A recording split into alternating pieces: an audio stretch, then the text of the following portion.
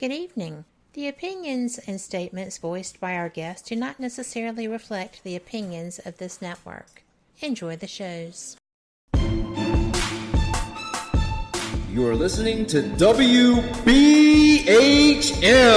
Digital Broadcasting, the best in paranormal talk only on Paranormal Experience Radio. Broadcasting live out of Birmingham, Alabama.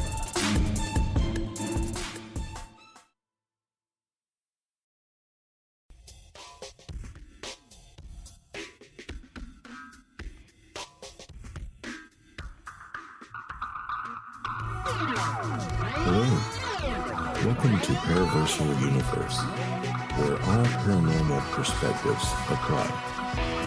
Join paranormal historian and ufologist Kevin Malek and psychic demonologist Jennifer Malek as they navigate us through the different categories of the unknown and the unexplained, including ghosts and haunted places, cryptids and monsters, aliens and UFOs, theology and mythology, metaphysics, forbidden archaeology, urban legends and folklore, conspiracies, crimes, and corruption, with top analysis from the experts of these disciplines.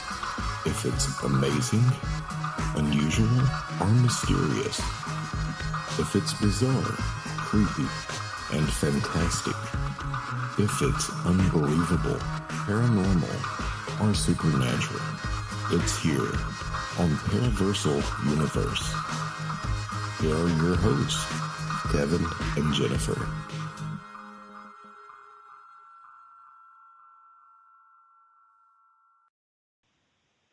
Hello, everyone. Whether it's morning, afternoon, or evening, wherever you are, welcome to Paraversal Universe, brought to you by the Northern Wisconsin Paranormal Society Limited at the Northwoods Paranormal Resource Center here in Rhinelander, Wisconsin. We're your hosts, Kevin and Jennifer Malek. Hello, everybody. Paraversal Universe is produced by Kat Hobson, the voice for Fate Magazine Radio, over at WBHM Digital Broadcasting out of Birmingham, Alabama. We're also heard on WCET 101.7 FM out of Columbia, South Carolina, and the Rift Radio Network family based out of Lakeside, Virginia. Welcome one and all, and hello to everybody in the chat room. We look forward to your questions and comments as always. The archive for the show will be available as well. Show archives from over the years can be found in various places on the web, including our archives page on Facebook called Paraversal Universe Show Archives. Also check out our guest promo page, Paraversal Universe Radio, for what's upcoming in the near future. And we hope everyone is doing well, as always. We are now well into October. It's quite beautiful here in northern Wisconsin as the leaves change colors. And we have an awesome show for you today as we bring you the Paralogian Report. But first, as always, let's do our shout-outs. Shout-outs go to those people who share our show banners on a regular basis or recently that we are aware of. We appreciate it greatly and thank you kindly. So who do we have? This week we have Walt Christos, Dots of Christos, Katrina Cooper, Rhodey Speak, Dennis Koch, Cindy Liu, Robert Bull, Howie Odell, The Orion Effect, Gene Broida, Metaphysical Bounce, Kat Hobson, WBHM, Lawrence DeMisa, Lisa Reynaga, Sudan, Lori Kreslaw, Ty Ward, Steve Carrington, Anomalous Universe, Dr. Chuck Kennedy, Project PSI Institute, Fate Magazine Radio, Clairvoyance, Todd David Anderson, Beyond Ultra Popular, Jock Brokus, Paranormal Daily News, D.M. Siegling, and Gavin Lee Davies, The Paranormal Chronicles. Alrighty. Thank you. Welcome to the Paralogian Report, now heard on an average twice a month, opposite from our Paraversal Universe interviews. Paralogian Report is a paranormal, supernatural, esoteric, Fortean, and exo-geopolitical fringe talk radio roundtable, with news reports from various alternative outlets all over the world, academic research news, and classic accounts of high strangeness. For this broadcast, as always, we bring you a panel of individuals who specialize in different areas of the unknown and unexplained to give you a well-rounded analysis of reports we will present here on today's show. Now let me introduce you to our correspondents. Our panel consists of psychologist, ufologist, astrologist, and author Jean Broida. Hello, Jean.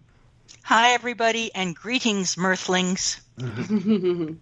Paranormal investigator and owner of WBHM Digital Broadcasting, our producer, Kat Hobson. How you doing, Kat? Hello there. I'm doing well. I hope y'all are too. Cryptozoologist, Iroquois shaman, herbalist, and tracker Don Young. Hello, Don. Hello, everyone. I'm here. Neuroscientist and hypnotherapist, Dr. Chuck Kennedy, PhD. Hi, Chuck. Hey, how you all doing tonight? And psychotherapist and paranormal investigator Tom McGuire is having surgery this week, eye surgery. So our prayers go out to his wellness and healing. And, of course, we have psychic, remote viewer, and religious demonologist Jennifer Malek. Hello, everybody. And finally, myself, paranormal historian, ufologist, and conspiracy analyst, Kevin Malek. We are your correspondents for today's broadcast. And our format is a simple one. One of our panel members will read a news article we have brought to the roundtable. Then we'll go around the panel and share our perspectives concerning the story or topic. That's all there is to it. If anyone in the chat room has an opinion, or I should say on any of the stories we will present today, leave your thoughts in the comments, and we will read those as well. No guarantee, of course. It depends on context of the content. But we will take note. Having said that, let's get the ball rolling here. And first off, I'd like to say congratulations to Dr. Chuck Kennedy at the Project PSI Institute in Chicago. Either Doc or Jennifer can fill us in on the details of what that's about. Well, we have a team of remote viewers that are a combination of psychic remote viewers and forensic remote viewers that have taken the CSI Psi program. And we find abducted children, and Jennifer is one of the people involved in that. And in the past 2 years, this week we set a milestone. We brought home 100 missing children in the past 2 years. So it's a very big week for us. It's very exciting, and bringing home an abducted child, first it leaves you speechless, and then it makes you an amazing storyteller. And Jennifer can tell you numerous stories about the kids that we've tracked down and brought home. Yeah, and it's amazing. I mean, all the work that we've gotten together to do as a team, I'm so proud. I mean, this is absolutely huge, and this would not be possible, of course, without you starting this wonderful project. And I know everything has to start somewhere, you know. I know you guys there have been times where you have found multiple children in like one place because of human trafficking and whatnot. We can't get into the specifics of the human trafficking cases because it puts everyone at risk. But yeah, we recently rescued 14 missing kids, missing young ladies, all between the ages of 9 and 15. So that was a very, very big deal to bring those kids home. Right. And, amazing. And it's exciting. It is. Yes, that's so. Yeah, congratulations. Absolutely. Thank you. Alrighty. So to start us off, Don, we'll hand the mic to you. And what do you have for us? All right. Hello again, everyone. My story happened this July 28th of this year. It happened in Mammoth Cave National Park lands. A man fires a gun on Mammoth Caves National Park lands. According to WBKO, a couple was woken early Sunday morning by a man who said something destroyed their campsite. The unidentified man told camper Brad Ginn, who was interviewed by WBKO, that it was Bigfoot country, which seemed a little weird that he would say that. Ginn told WBKO the man said he was looking for whatever destroyed his campsite. According to the Associated Press, the man was with his son, or a young boy. He said, "I hope you have weapons," and then he flashed his gun at us. He was like, "I have this, so if anything happens to you, then just yell and I'll come." Madeline Durant, the other camper, told WBKO. Soon after the couple decided to leave their campsite, they heard gunshots. Ginn told news outlets the man emerged and told the couple that he fired because Bigfoot had emerged from the woods, according to the Associated Press. The couple then dialed 911 and hiked to their car to meet park rangers, the Associated Press reported. Molly Schroer, a spokesperson for Mammoth Cave National Park, confirmed Wednesday that park rangers responded to the report of a shooting. Mammoth Cave law enforcement rangers responded to an incident involving an individual with a firearm at one of the park's backcountry campsites at approximately 2:00 a.m. on Sunday, July 28th.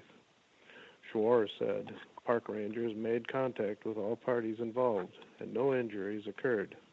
While no threat remains in the park, this incident is still under investigation by park law enforcement officials. Possessing a gun within the national park is legal, Schwartz said, but discharging a firearm in the park is prohibited.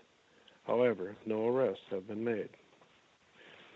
Now, to me, this kind of reminds me of the historical event portrayed on the movie Jaws, when Chief Brody shoots his gun on the public beach only to be told it's not a shark, but instead a school of fish. The more TV shows encourage Sasquatch hunting instead of solid research, the more hysteria will increase until someone is shot or killed because of a frightened gun-wielding individual or group misidentifying a shadow or noise in the forest. There's my story. Interesting. Very. That is interesting. I've been to Mammoth Cave. I have too. But what I found interesting was you can carry in a national park, but you can't fire your weapon. Mm-hmm. I guess you could bludgeon a threat to death. Well, I'd rather get forgiveness than permission, so I would be carrying and I would be utilizing. but I mean, I would have to be positive I was in danger. It's not something that you just want to go off half-cocked, as it were. Ooh. So, touche. But, you know, it is something to contemplate, because if I don't think just any old gun is going to stop an enraged Bigfoot anyway, depending on size, and some juveniles are just crazy. No, and you know, it's just like anything. Like you get a grizzly, for instance. You start popping at a grizzly with a small caliber weapon, you're just going to enrage it. It's going to be wounded. It's going to take out all the campers instead of just you with the. And they'll chase you. It's just an unsafe practice. You know, I've held numerous expeditions already, and one of the things they can have knives with them, they can have clubs, no guns, because in the nighttime when it's totally dark out there, pitch black, you can't see anything. Now you got someone panicking. He's got a sidearm or whatever. The first thing you're going to do is, if you start panicking, you're going to pull the gun. You're going to start firing at noise. Now you got some guy over there dead that decided he was going to go over and take a leak. You know, just because that would be a bad reason to die. And then the flip side of this, which the article brought out, is why this reaction that's now being enculturated. to encourage people to hunt Bigfoot, not to investigate it with an open mind spiritually or scientifically as an interesting phenomenon. You know, people go goo-goo over horses, and I'm not anti-horse or anything, but horses have been domesticated. Bears are wild animals. Bigfoot, we don't know. Let's suppose Bigfoot is real, and you were hunting one. You had a gun and you were aiming to bag it for evidence, okay? I read a report where a hunter was doing just that. He was in the woods to hunt animals, thought he saw a Bigfoot, started pursuing it, and the Bigfoot dove into the ground in front of this guy's eyes, eluded his attack by diving into the ground. He said it was as if the ground opened to swallow him up, but it didn't open. He just went into the ground. So if these things are interdimensional, extraterrestrial, or just down plain paranormal, shooting them with a gun probably won't do any good anyway. Right. And you're more likely to hit a human. Right, and then what concerns me about this too is you have the aspect of you have hoaxers that have no problem dressing up in costumes and going out into the woods to mess with people. So now you have that element of supposing someone does that, and a person thinking it's a literal Bigfoot pulls out his piece and shoots the person, and then finds out that it's a person. That's when Darwinism does its part. Yeah, I think that problem kind of solves itself. Absolutely.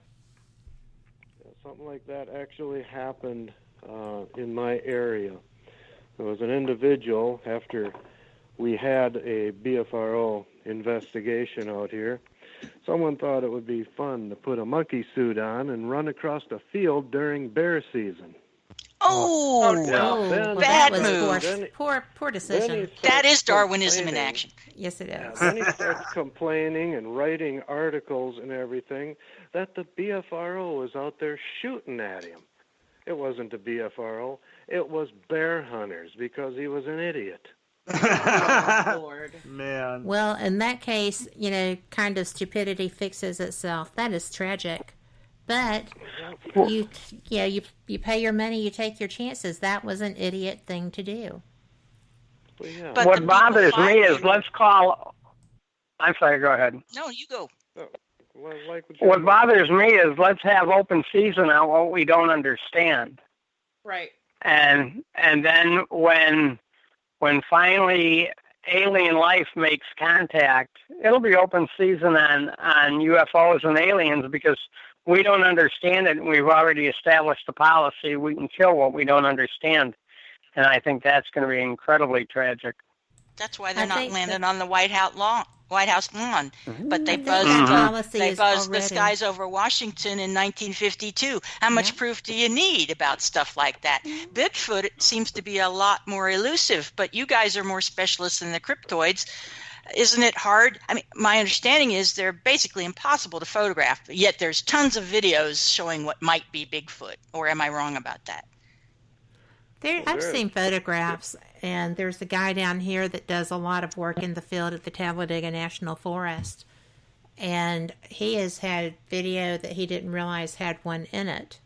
A viewer pointed it out later, but it doesn't really matter if they're elusive or not. If somebody in a gorilla suit comes up and stands in front of you and goes, whoa, whoa, whoa, whoa, whoa, whoa, then your fight or flight takes in. And if somebody is in the middle of bear season running across an open field as a furry creature, as you said, Darwinism is in play. But I think that, relevant to the UFOs, if you believe anything ever reported about Majestic, that policy is already in play. That is the U.S. Air Force policy to take them down. Or it was under Truman. So anyway, it's just something to think about. Do you really want to be in the woods where drunk and crazy people are armed? I wouldn't. Maybe Bigfoot hangs out near national parks because it's a gun-free zone. What do y'all think of that? Well, it's not gun-free. You just can't shoot it. You can have it. Well, having a gun and not being able to shoot it is equivalent to gun-free in my view. Hey, why I don't have we noticed in my research with wildlife that does have an effect. On my wildlife preserve that I have here, there is no hunting out there, and I have noticed that during the gun deer season or the gun bear season, the animals move to the preserve because there is no gunshots out there, so they associate it as safety. Interesting. The young ones, they just follow, but the older ones, the big bucks or the giant bear, they automatically, the first gunshot of bird season, they're already establishing a territory out there. So with a Sasquatch, it would most likely be the same scenario for the physical animal, where they would associate an area that does not have any hunting pressure or anything like that as a safe zone, and they would stick out there. Who knows what happens then when you get some idiot out there just blasting through the woods. Right. You know, And of course, the downside of aiming for a person and hitting a person wearing a gorilla suit, a human, is that now the person who fired the weapon is being charged with a homicide if they kill the person. Yep. Not always. It's not good. Hey, why don't we There- continue this conversation after our first commercial break? Oh, You you are tried to listening say that to- already. I'm sorry. You are listening to Paraversal Universe. This is the Paralogian Report. We will be right back with our panel for the next segment.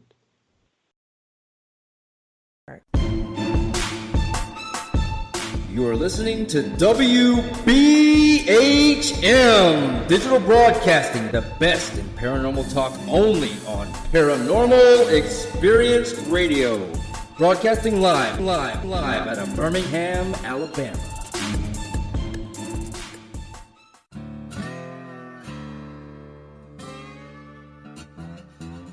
Oh, come on. I'm Southern, but... Nope. That'll do. Hello. I am Kat Hobson, host of Paranormal Experience here on WBHM Digital Broadcasting out of Birmingham, Alabama. I enjoy having guests from all areas of the paranormal, from ghosts to ufology to cryptids and beyond. You'll find some of the best researchers in their fields bringing you some great information. Join me on Wednesday nights from 8 to 10 p. Eastern here on WBHM Digital Broadcasting. To the believer, the evidence is overwhelming. To the skeptic, there will never be enough. Hello everyone.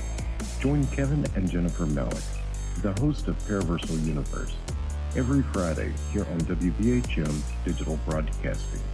Also heard on WCET-FM and The Rift.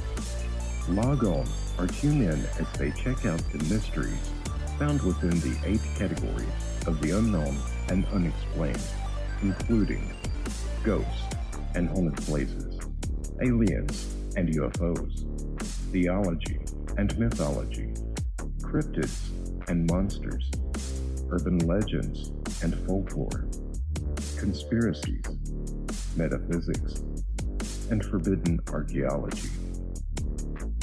Listen as Kevin and Jennifer interview the top minds in their respective fields as they share theories and information regarding these unsolved mysteries. For future show and archive information, one can find Paraversal Universe on Facebook, Twitter, and MeWe under various Paraversal Universe headings. So, for excellent talk radio about the unknown and unexplained, check out Paraversal Universe, where all paranormal perspectives apply. Brought to you by the Northern Wisconsin Paranormal Society, LTD, and produced by WBHM-DB.com. Thank you for listening to WBHM Digital Broadcasting out of Birmingham, Alabama. The time is 23 minutes after the hour. Welcome back from our first commercial break, everyone. This is Paraversal Universe, produced by WBHM Digital Broadcasting. Also heard on WCET-FM and the Rift Radio Network. We're your hosts, Kevin and Jennifer Malek, and we'd like to take a minute to thank everyone who makes Paraversal Universe possible, including graphic art director Lawrence D. Meza, music theme by Matt Stenz, announcer Frank Lee, producer and owner at WBHM Digital Broadcasting, Kat Hobson, also to Howie Odell and Lisa Renaga and the Rift family, and to Michael Vera over at WCET-FM. Thank you all for carrying our content and working together on our behalf and the behalf of our audience everywhere. And of course, a huge thank you to God in heaven, whose strength beyond strength is stronger than all, for granting us this wonderful show and opportunity here to be with you all. Amen. And appreciation to all the various platforms we are on, including Spotify, iTunes, Spreaker, iHeartRadio, Twitch, YouTube, Dailymotion, TalkStream Live, TuneIn, Blog Talk, Podbean, Google Play, Mixcloud, and Paranormal Livestream app, which is streamed and restreamed from various other outlets all over the world via the internet. This segment of Paraversal Universe is brought to you by the UFO Wisconsin Research Team, Wisconsin's alternative to MUFON. Also by the Paranormal Daily News, who have a page on their website dedicated to Paraversal Universe, including the Paralogian Report, where our latest episodes are listed and linked.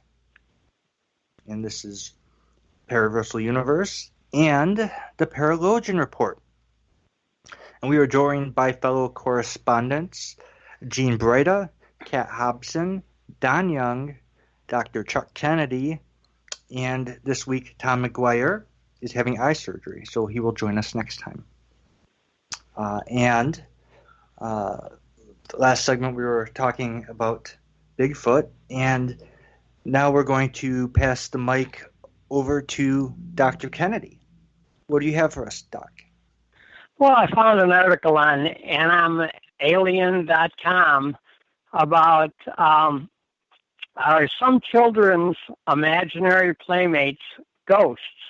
Many people think children's unseen companions are mere fantasies of their imagination. Some children claim imaginary friends don't always obey them, annoy them, and are disruptive and don't leave when they're told to. Imaginary playmates can be so real that there are children who believe they exist, while others say their friends are just pretensies. However, some children have imaginary friends who are ghosts. According to Imaginary Friends, research study at the University of Oregon in the world of children's pretend playmates by Lori Natero, published in the Register Guard at the University of Oregon, researchers discovered that 64% of children have an imaginary friend by the time they're 7 years old. They have an imagination lab where links between imaginary playmates and the parts of the play in cognitive and social development are studied. Children's experiences vary. Some children have a different pretend friend every week. Others have the same one for years. And there are children who interact and talk to their friends and those who only write about them. Research evidences that imaginary friends have a positive effect on children who have them. University of Berkeley study showed it's normal and healthy for children to have imaginary pals, according to Marjorie Taylor and Allison Schauber, who wrote with an article called With Friends Like These. The author's research included observing children playing in their lab, separate interviews with children and parents, comparing their responses, and follow-up consultation. Creating imaginary playmates is a frequent activity in early childhood, and most playmates are supportive, pleasant, loving, and enjoyable additions to the family. However, some are liars, troublesome, and unpleasant. There's no distinctive type of imaginary friend that can include ghostly children, adults or animals, space aliens, heroes, monsters, or angels. The results of this study agree with the Oregon one, that imaginary friends have positive effects. Apparitions are intelligent ghosts who can be seen, heard, felt by, touched, smelled, tasted, and sensed. They interact with humans, especially children. These ghosts can appear to experience while they are awake, asleep, or in altered states of consciousness, and can materialize at any age, all the way up until adulthood. Imaginary playmate, a true case of a ghostly friend. According to Hattie Bennett, her friendly ghost was an imaginary friend in Illinois, and was a ghostly playmate that was witnessed by many in 1870. There is no formal investigation, and the identity of the ghost child was unknown. However, there's evidence the entity existed. The ghost was mischievous. People heard her disembodied voice, sometimes barely audible, other times loud and clear. At times, the ghost talked to visitors, other times only to Hattie. Many witnesses saw and heard the spectral playmate, including her father, Zabel, a Catholic priest, a St. Louis newspaper reporter who was so shaken by what he experienced that he could only write an incoherent story for his editors to review. And East St. Louis Mayor Colonel Gerald, accompanied by a group of businessmen. The ghost played tricks on and communicated with the officials as well as others. So children tend to see these ghosts more than adults do. It's believed the reason is that they're more open to believing that ghosts exist, and they're innocents who have no fear of things they don't understand. Apparitions have intelligence and can communicate with humans.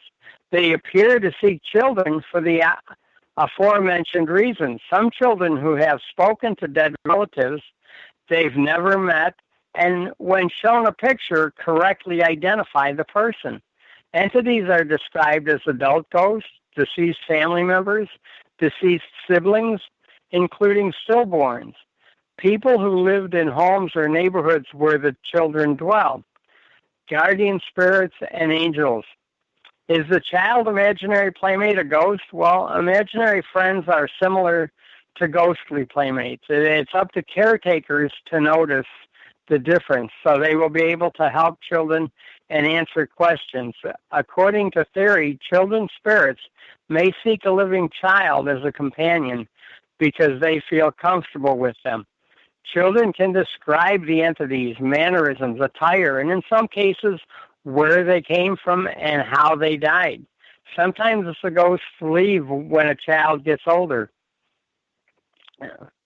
Other times, the ghost entity will stay with that child all the way to adulthood. There are times that they never leave, even if the child may or may not need them any longer. And I found this interesting. At Project Scilab, I brain mapped the neural pathways of a lot of different people for different reasons. And I've brain mapped children and as they communicated with spirits. And I found that rather interesting. I don't really like brain mapping children because their brain waves are all over the place. But I've done several studies with children. And the thing about when the children they physically see these entities, the optic nerve carries signals to the brain, which interprets them as visual images. And that's how we know what we're seeing. And this goes to the visual cortex, which is in the occipital lobe at the back of the brain, considering our retina is at the front of our head. But in either case, there's hundreds of millions of nerves in the visual cortex. Now, our entire cerebral cortex, which is what separates us from other animals, only about 30% of our cortex is used for visual calculation, as compared to about 8% for touch and just 3% for learning. And so visual cortex is quite important. But I would brain map these children, and we're in a haunted location, and they would describe the spirit in the room, what the spirit looks like, what the spirit's wearing. And I'm watching their brain activity, and their visual cortex is going wild. So I know they're actually seeing something. So I really believe that many of these children, when they have an imaginary playmate, it really isn't imaginary. It's just not a living playmate. What do you guys think? That's cool. Yeah. That is cool. My 5-year-old grandson has imaginary friends. And they tell him to come out and play with them, like outside the house. And so when it first started, my daughter-in-law was just kind of like, who are they? And he told, he gave her a name and everything else. And come to find out, the name that they gave, she finally found that one of the dogs that lives next door to her brother and sister-in-law is named the same name as his imaginary friend. But, I mean, he'll describe her. He's not bashful about saying, what she looks like and who she is and things of that nature. But I think Brittany feels better thinking that he took the name from the dog that lives next door to his uncle and aunt. And so that's where he was just making that up from. But he does try to get out of the house fairly regularly. And he says that it's because his friends want him to come play with them. Yeah. And he That's succeeded pretty a cool. time or two. That wasn't cool. Yeah. But No, that's scary. Yeah, but it's interesting because I'm like, well, you don't do everything I tell you to do. You don't do everything they tell you to do. Well, isn't the underlying issue? Friendship. Isn't the underlying issue whether or not the imaginary friend is actually imaginary? Because most of us as kids had imaginary friends, am I right?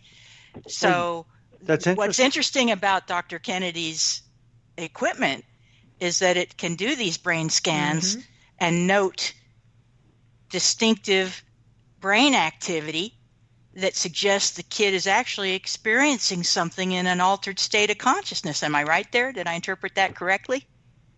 There's no altered state of consciousness, though. No altered state? They're in their regular state? No. They're just, the brain scan is showing that, what? Go ahead. They're sitting there and they're telling us what they see. There's Mom. Mom's got a red dress on. There's Dad. He's got a green jacket on. And there's my friend Homer, and he's got whatever on. And so here the child's describing everything in the room, only he's the only one that sees Homer. So how do we explain that? Or can we? He's seeing something. WTF. That's the explanation. It's actually happening. Blind time finally? Blind time finally, right? Well, that's what WTF means to me. Anyway, the thing is, I don't consider that an altered state. When he can describe everything else in the room normally, he's awake, alert. He's in beta brainwaves, which is our normal alert status. He's not in alpha, not in theta, so he's not asleep. He's not in a dreamland state. So he's in a normal state, and he can see these things, and I can see his visual cortex is very active as he's describing these things to me. For whatever reason, he's actually seeing these things. I don't consider that an altered state of consciousness. If his brain is in dream, or can you account for this? All I can account it for is that he's actually seeing something, and therefore he's seeing who can see it. What's that? Do you think the entity can control who can see it? Always. Yep. Yes. Always. Yeah. Yeah, it's one of the theories. Of course. I mean, I've had several imaginary friends growing up. that to me looked real and were alive to me. And yeah, I had my wits about me. I was in all kind of an altered state. I was just going about my day doing whatever kids did back then. And I had my encounters. You know what's interesting is my mother tells me that I had imaginary friends, and I don't remember any of them. But she's very specific on that. Ask her how old you were when you had them. I think I was like maybe 3 or 4 or something like that. I'm guessing. Okay, but basically, we all have juvenile amnesia before about the age 4, and that's because our cerebral cortex doesn't start coming into play till about 4 or 5. So all of our memories before that are in our occipital lobe, and they don't get transferred forward. So that's an amnesia that almost everybody has. Right. Usually anybody that has a memory before age 3 or 4, it's usually because what they really remember is hearing about that event. Oh, at your second birthday party, you put your face right in the chocolate cake and pulled your face up with chocolate all over it and blah, blah, blah. And you really don't remember the event for 2 reasons. 1, you didn't see yourself. And 2, for the next 10 years, your family every year on your birthday would remind you, oh, when you were 2, you went face first into the cake. But we basically have amnesia to the event, but when we've heard the story about the event, we think we can recreate the event, but that's not actually true. That's interesting. Does that make any sense? We have a question from chat. Ooh. And I have an answer. Let's see if they match. All right. Woohoo. This is from Walter. He says, how could one tell the difference between truth and lie, between something the child thinks he or she is interacting with and something the child thinks he or she is imagining? Right. Can we come back to that? Is it that? It is. Oh, okay. It's time for our next commercial. All right, so it's time for our next commercial break. Yeah, we'll come right back. You are listening to Paraversal Universe. This is the Paralogian Report. We will be right back with our panel for the next segment. You're listening to WBHM Digital Broadcasting, the best in paranormal talk, only on Paranormal Experience Radio, broadcasting live out of Birmingham, Alabama.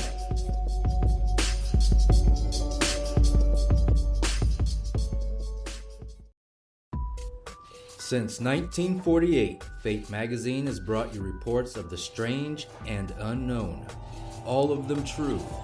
Fate Radio is carrying on that tradition, bringing you the unusual, macabre, strange, and bizarre. Join host Kat Hobson Sunday nights from 8 to 10 p.m. Eastern on WBHM Digital Broadcasting.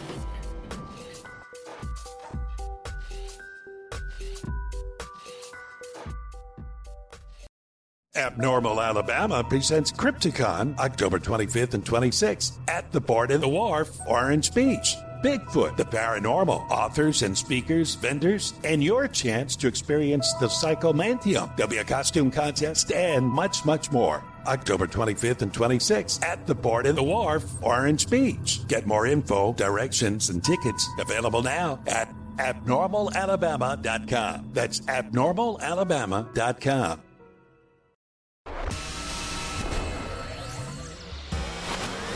You are listening to WBHM Digital Broadcasting, Birmingham, Alabama.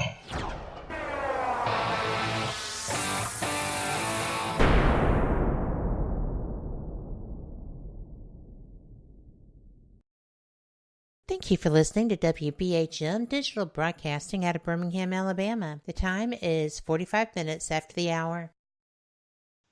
Welcome back from our second break, everyone. This is Paraversal Universe on WBHM Digital Broadcasting. Also heard on WCET-FM and the Rift Radio Network. We're your hosts, Kevin and Jennifer Malek. Before we get back to the show, we'd like to tell you all that we're also on MeWe and Twitter. Our like and group pages are on Facebook under various headings as well.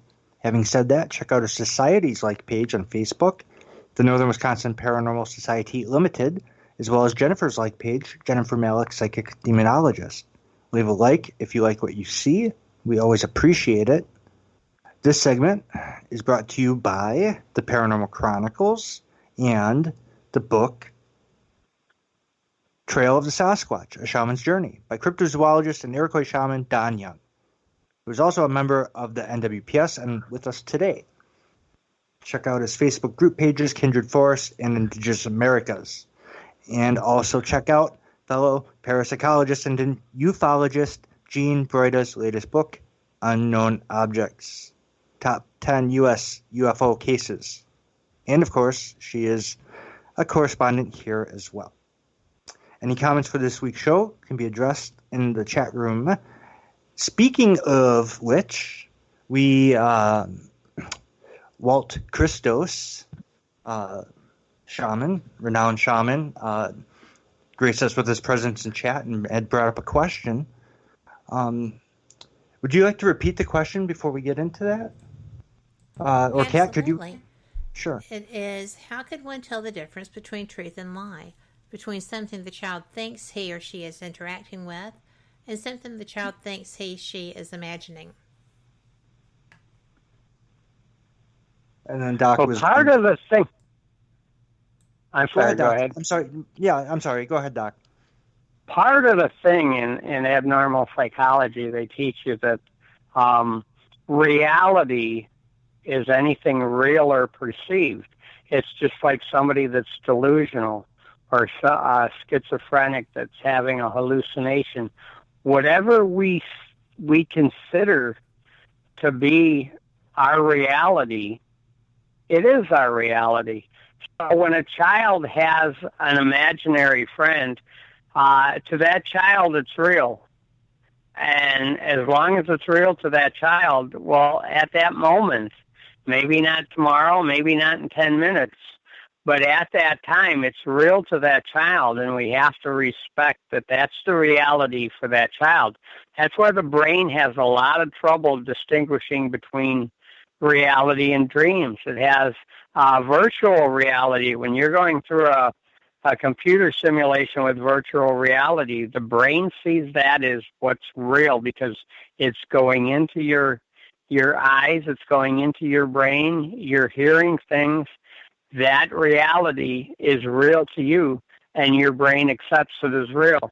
So if the child can't ascertain what's real and what's not, they're not going to be able to clarify to you if this imaginary child is imaginary or real.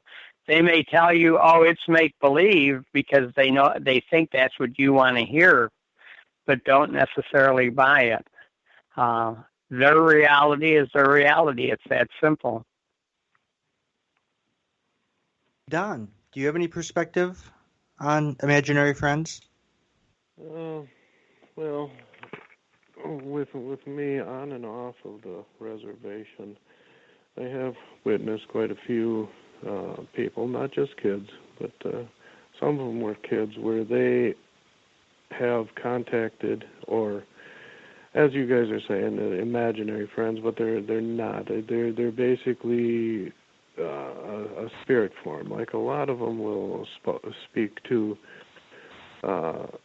deceased family members. Like grandparents are a big one. That is a big one, where the young child will be speaking to the grandmother or the grandfather, an uncle, a sister, brother, whoever has passed on. And in the native cultures, we accept that. That is a norm. So when these kids are with imaginary, it's not always a good one. Sometimes it's a negative spirit that will come forward, and they know that the child is innocent, so they can feed on that. They can have the child's mind, kind of like in the movie. Have you guys ever watched Poltergeist? The child is drawn in easily, more easily than the adult, because the adult has reasoning. The child doesn't. The child just sees it as, like you say, an imaginary friend, someone that listens to him, someone that plays with him, someone that's always there when they have a problem. They get in a fight with the parents, or they get in a fight with their little brother or big brother. So they talk to their friend, and their friend tells them what to do or what not to do, or helps them. Maybe causes some problems around the house and makes the child laugh. Stuff like that. I've seen this on the on and off the reservations when I've done some work. That's all I'd say. Okay. Does anyone else have any thoughts? Anything else before we move along? Well, I wanted to touch base on something that Walter said again, which was, if the child thinks it's real, then you're going to get one reading. But when the child knows that they're lying, when they know they're making something up, then that wave is going to be different, right, Chuck? Mm-hmm. Sure. The thing is, it's like anything else with a child that's at a young age. They're going to play games, and it's going to depend on how much, as an adult, how much do you actually trust that child? How can you trust that child? And are they playing games, or are they being serious with you? And they may not be serious with you because they don't know how to be serious with themselves on an issue like that. And but there's been so many kids who have identified their imaginary friend, and then when the family shows the family photo album of 5 years ago, and there's Grandpa who's no longer with us, and the child picks that picture out of the book and says, "That's my friend." You got to look at that and say there's got to be more to this, because Grandpa passed away before the child was born, or when the child was at 1 or 2 years old. Somehow that child knows who that is. Right. I knew who my granddad was. He died when I was 3. So yeah. I'm Right, and I knew who my great-great-grandmother was, and she passed away way before I was born. On the flip side, one part of the article I thought was interesting was when they had mentioned that they felt that the imaginary friends were good for the children. Yeah. And I tend to think that's natural, and that would be good. But I know that there are people out there, and there have been people that have been raised to where when they brought it up, they've been scolded, like, knock that off, or don't be talking to imaginary friends, or, they were scolded for it and ridiculed for it, because for no other reason than perhaps they didn't want other people in the neighborhood talking about that, so-and-so's kids talks to imaginary friends, or it could be anything. But a lot of things were tabooed like that, Well, you remember the classic movie with Jimmy Stewart, Harvey the Rabbit. Maybe you don't. But I don't. There was a classic movie starring Jimmy Stewart, where all of a sudden this person in a rabbit suit, but an imaginary friend in the form of a rabbit, appears before an adult, not a child, full-grown adult. And it's a comedy, of course. Comedy ensues. But it's written very well, and it analyzes this perception thing. To the character that James Stewart played, excellent actor. He sold to the audience, he sold to the other characters the reality of this so-called imaginary thing, which was very real to him. And I won't tell you how it ends, because that's a spoiler. I don't go there. Cool. All right, so next up... one of the things I've studied, I've brain mapped over 800 psychics and mediums. And one of the things that goes way back on almost all of them is that as the ones that knew they were gifted as children, most of them were told by their family members, "No, knock that off. You're just being silly."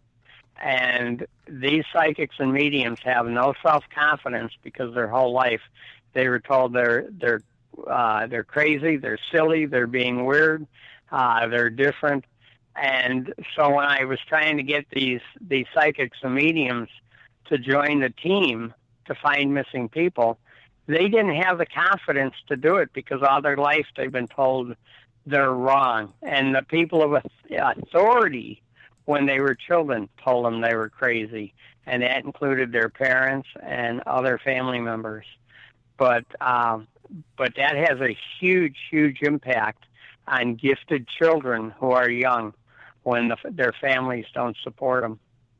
And they're trying to figure out what's going on. They don't understand what they're seeing and why they're seeing things that nobody else sees. But it's really important to support your children when they see things like this. Yeah, I absolutely agree with that. It's so unfortunate that,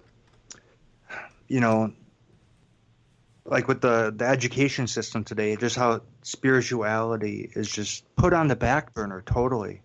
Not even put on the back. I mean, just it's not even in the building, Yeah. And, mind, body, soul, right? So you got at least 1/3 of that is spirit. And, of course, the mind's in tune with the spirit, and the body is in tune with the mind and body and spirit, right? So, to me, it's just it's common sense that it should be more prevalent in the upbringing. I think we would be better off for it if we had more focus on it, and we would surely see a lot of bad statistics drop.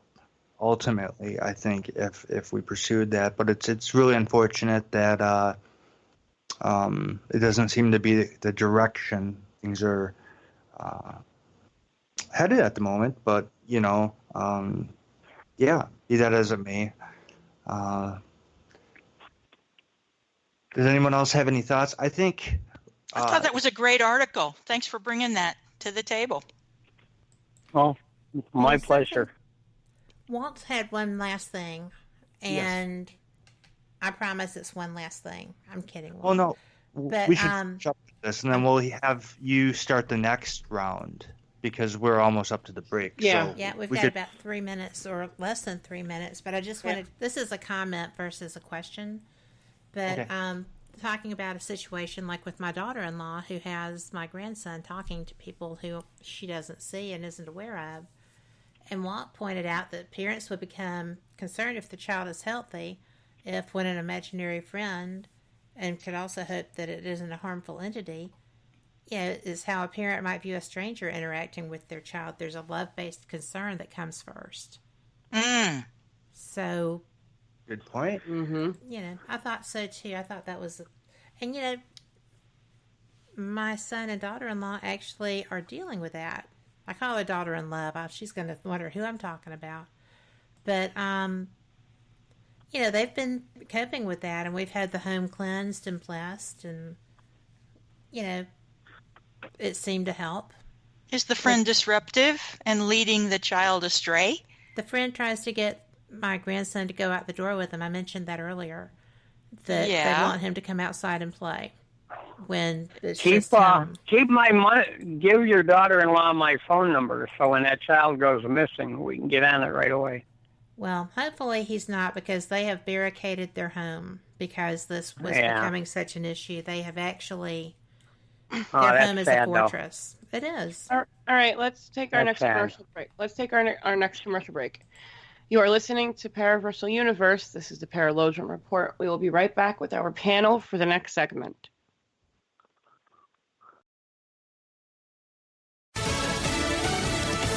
Crews do battle in California. Elisa Brady, Fox News. 2 fires turning deadly as tens of thousands are ordered to evacuate. Fox's Jessica Rosenthal is live in L.A.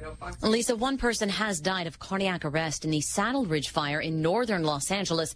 L.A. City Fire Chief Ralph Terrazas says the fire moved quickly overnight due to extremely dry and windy conditions. At one point, he said it was burning 800 acres an hour.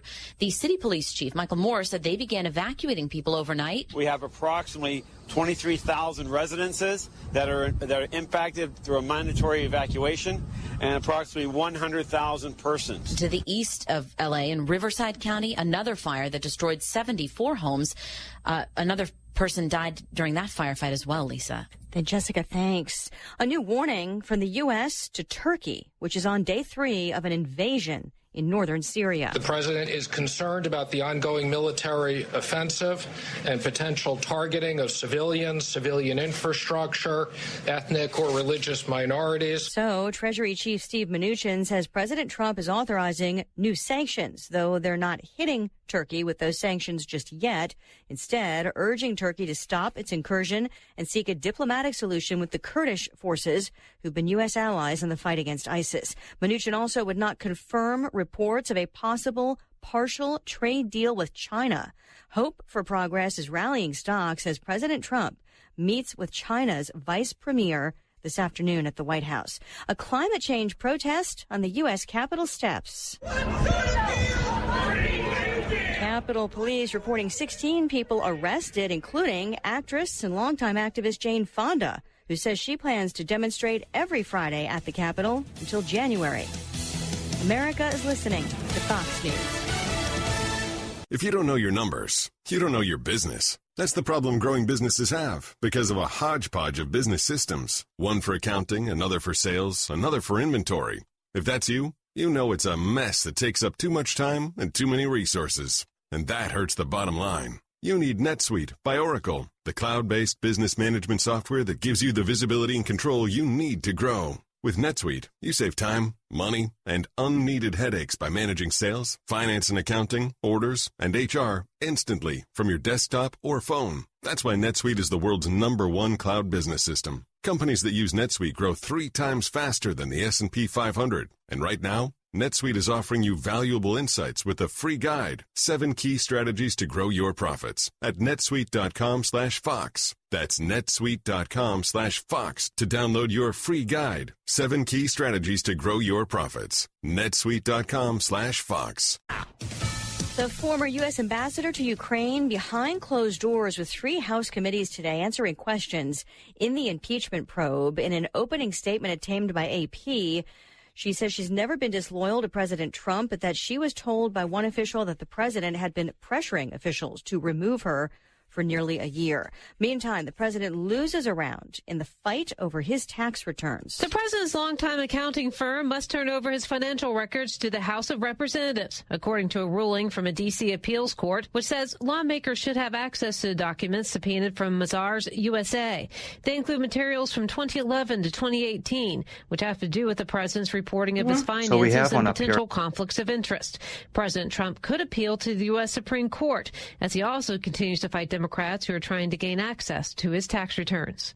In Washington, Rachel Sutherland, Fox News. For the 2020 presidential race, the debate schedule is announced for the general election. More than a dozen Democrats and the Trump campaign can start blocking off hotel rooms in 4 states that all have one thing in common. They were all carried in 2016 by President Trump. First up, less than a year away at the end of next September, is going to be a presidential debate in Notre Dame, Indiana, which is notable because that is right next door to where Mayor Pete Buttigieg is mayor, and that is also where Mike Pence was governor. Next up is going to be a vice presidential debate between Mike Pence and whoever the Democratic running mate is. That is going to be in Salt Lake City, Utah, at the University of Utah. Fox's Peter Ducey. 2 more presidential debates will follow at the University of Michigan and in Nashville at Belmont University, those sites chosen by the nonprofit Commission on Presidential Debates. Again, on Wall Street, an hour to the close, a big rally continues over optimism about the China trade talks. The Dow is up 473 points. Lisa Brady, this is Fox News. This news report is brought to you by NetSuite by Oracle, the cloud-based business management software that gives you the visibility and control you need to grow. NetSuite is offering their free guide, 7 key strategies to grow your profits at netsuite.com/Fox. Welcome back to WBHM Digital Broadcasting out of Birmingham, Alabama. The time is 5 minutes after the hour. Hello, everyone. Welcome back to Paraversal Universe, now in our second hour, produced by WBHM Digital Broadcasting out of Birmingham, Alabama. Also heard on the Rift Radio Network out of Virginia and WCET-FM out of South Carolina. We're your hosts, Kevin and Jennifer Malek, coming to you from Rylander, Wisconsin, here in the USA, at the Northwoods Paranormal Resource Center. You can always find excellent fringe talk radio for informative and awesome radio shows about the paranormal, supernatural, esoteric, and Fortean topics on this network and affiliate platform websites. Not only our show, but many other good shows about different facets of the unknown and unexplained. Much to listen to and much to enjoy. Stream live on TuneIn, iTunes, or the Paranormal Livestream app. Available from Android app and the iTunes Store. This segment is brought to you by the Supernatural magazine, where our articles can be read. And this is Paraversal Universe and the Paralogian Report, which covers news, history, and analysis from topics from the fringe recesses of the world, with a most diverse and experienced panel here on Fringe Radio. And today's correspondents include psychologist and ufologist and astrologist Jean Broida, paranormal investigator and host of Fate Magazine Radio, Kat Hobson, cryptozoologist, shaman, tracker, Don Young, neuroscientist and hypnotherapist, Dr. Chuck Kennedy, and this week, psychotherapist and parapsychologist Tom McGuire is having surgery. So prayers with him. And, of course, psychic and religious demonologist Jennifer Malek, along with myself, paranormal historian and ufologist Kevin Malek. So we got our bases covered. And coming up next is Kat Hobson. So, Kat, what do you have for us today? There's been so much stuff going on. As everyone knows, this was a really tough call to make. But something that fascinates me, and I saw this when the first one showed up, so I decided this week when the second one showed up, I was going to talk about it, because we're always told that there's no possible way anything from other star systems could get here, that, this just isn't happening. Galaxies far, far away don't happen in real life. Well, yes, they do. And we have two. But this is called Astronomers Find Our Second Interstellar Visitor Looks Like the Locals. And this is from scientificamerican.com. And it's really fascinating to me. I hope you'll think so too. Last month, astronomers were thrilled by the confirmation that a second known interstellar object is flying through our solar system. Named 2I Borisov after its discoverer, Crimean amateur astronomer Gennady Borisov, it had already attracted huge attention. Countless observatories, from the Very Large Telescope in Chile to NASA's Hubble Space Telescope, are studying the object, and plenty more science is on the way as 2I Borisov approaches its peak brightness in December. It's been a rapid assembly of telescopes around the world, says Michelle Bannister of Queen's University Belfast. This basically is establishing a new subfield of astronomy. Whereas the first interstellar object, Oumuamua, was found, I have a terrible time with that word, was found in 2017 as it was already leaving our solar system, and you got to wonder about that effectiveness. 2I Borisov was caught on the way in. The latter object exhibits traits of cometary activity, with dust and gas surrounding it, whereas Oumuamua was more sedate, like an asteroid, although its classification is still unclear. The question is now whether or not 2I Borisov resembles comets in our solar system, with either answer being equally thrilling. I'm torn both ways, Bannister says. If it's like the things that we have in our solar system, the processes that we see taking place are more typical than we realized. If it's really different, then that tells us this chemistry takes place in a quite different way, and the diversity of exoplanetary systems than we see. Gennady Borisov spotted the object with a homemade 0.65 meter telescope in late August. And almost immediately, right? I thought so. And almost immediately, other astronomers, both professional and amateur, began training their own telescopes on it. The trajectory of the comet confirmed it was unbound from our sun and therefore hailed from another star system. Some of the earliest results came from Julia de Leon at the Institute of Astrophysics of the Canary Islands and her colleagues who used the Great Telescope of the Canary. I'm not sure if that's Canary or Canary. I believe it's Canary Islands on September 12th. They presented their findings in the non-peer-reviewed work in progress journal, Research Notes of the AAS on September 19th, 2019. As soon as we heard about this potential interstellar object, we decided to go for it, De Leon says. By studying the light reflected by the dust emitted by the object, she and her team discovered the dust was similar in composition to that of comets in our own solar system. A little more than a week later, Alan Fitzsimmons of Queen's University Belfast and his colleagues studied the gas ejected by 2I Borisov. They posted their work on the preprint server at arxiv.org. Using the William Herschel telescope, also in the Canary Islands, they detected cyanide, which is common to comets orbiting our sun. We can see that this comet, in terms of the first type of gas detected, looks a little bit like comets in our solar system, Fitzsimmons says. And when we look at the amount of gas we see compared to the dust particles that the comet is also ejecting, it looks pretty similar as well. Cyanide is one of the easiest gases to spot around such an object, but already astronomers are starting to wonder about what they might see next. At the time of these observations, the comet was beyond the orbit of Mars, nearly 3 times the distance between Earth and the Sun, and not showing a huge amount of activity. But astronomers expect 2I Borisov to spew more and more material into space as it reaches its closest point to the Sun, known as the perihelion, on December 7th, when it will be twice as far from that star as Earth. Unfortunately, the object will not be visible to the naked eye on our planet. Astronomers even looked into the possibility that it might be visible to spacecraft elsewhere in the solar system, such as Japan's Hayabusa 2, but with no luck. Researchers plan to look for water, carbon dioxide, and carbon monoxide. We can actually do detailed compositional studies of the surviving ices of this object, says Bannister, who has observing time booked on the Very Large Telescope in Chile. So this little world is being heated by incoming sunlight for the first time potentially in its existence. We don't know where it formed, but at the moment it is showing activity.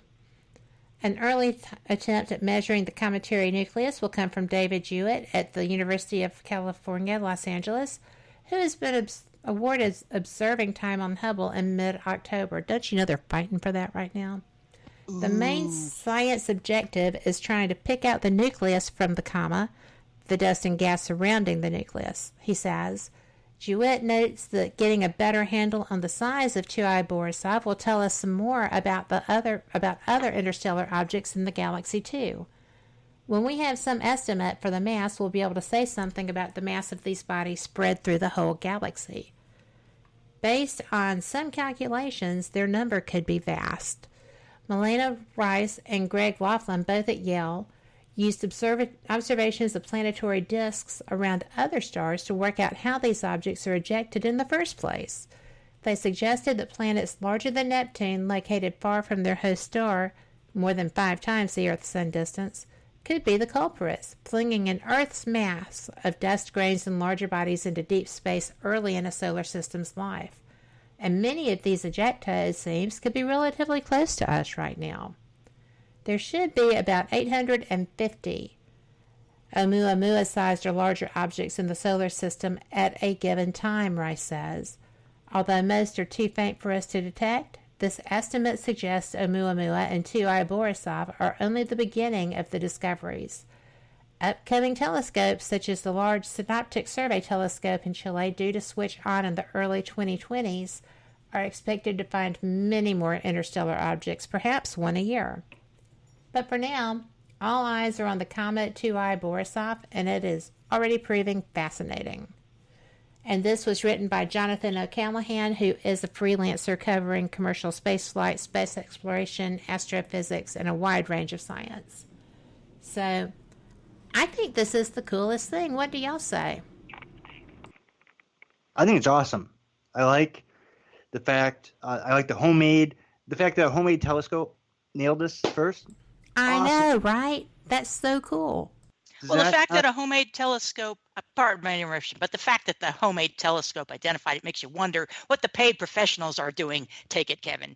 Good point. Mainly not catching that first one till it was already on its way out. That's what they're doing. What's that about? Are they just lying, covering it up? They don't want us to know. It takes amateurs now to disclose every darn thing. Sorry, Kevin.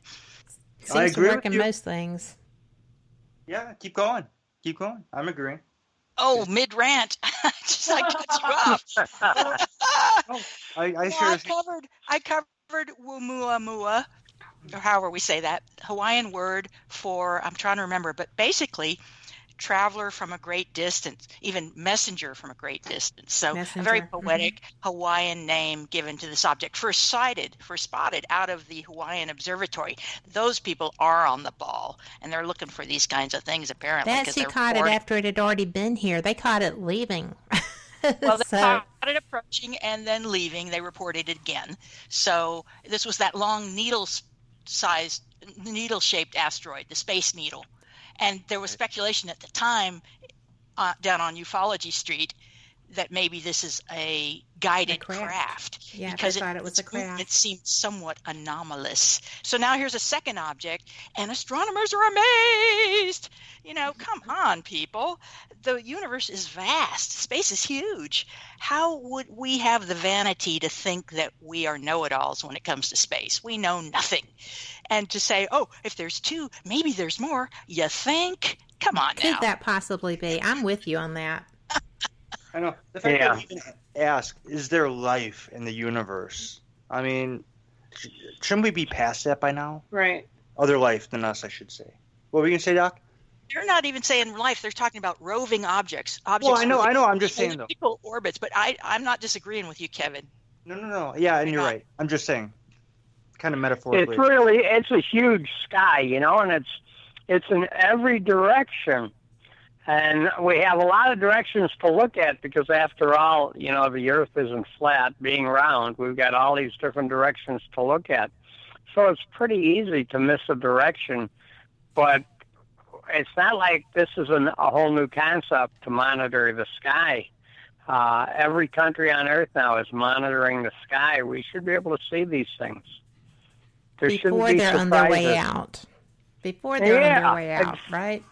Exactly. Yeah. And there is a bunch Why are they out there. Go ahead. Yeah, they should be able to see these things. Is just my opinion, and there's enough money spent on monitoring space that they should be able to keep an eye on things and see what's going on. I just made the name of the telescope, the very large telescope in Chile, right? Just think, if we're going to go technical, let's just do it, right? Well, the thing with the Oumuamua was that it grazed the edge of our solar system. It was not that close, and astronomers have lots of excuses, but the ultimate excuse is that space is big. And you'll note that article that Kat read, which with excellence, by the way, loved it.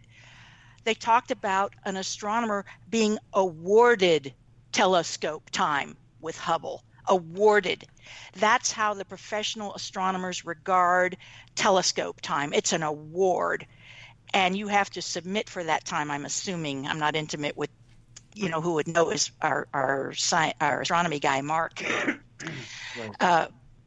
And D'Antonio. Mark D'Antonio would know all about this. He has his own, so he just does his own out of his. The amateurs are out there, and by the way, the amateurs way outnumber the professionals, of course. Well, of course. And in lots of parts of the world, there's good night sky for clear observation.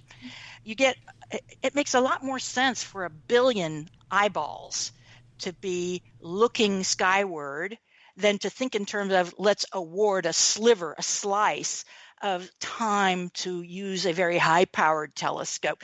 I mean, think about it. This high-powered telescope, they're awarding time. It's showing a very small slice of sky or piece of sky, but with powerful resolution. They can see far, far, far, far, far away. Yet this amateur comes up with a homemade telescope. Is that what we heard? Hand constructed? A 0.65.